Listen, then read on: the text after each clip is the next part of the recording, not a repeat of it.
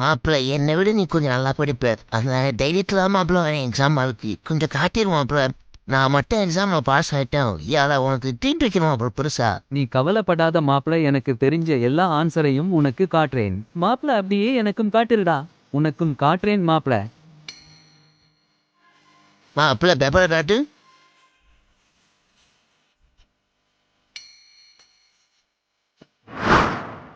ஐயோ பாவம், பல்லனும் பெரோவும் என்ன பார்த்து தான் எழுதுனாங்க. இப்போ நம்மளே ஃபெயில் ஆயிட்டோம். அவனுங்கள நினைச்சா பாவமா இருக்கே.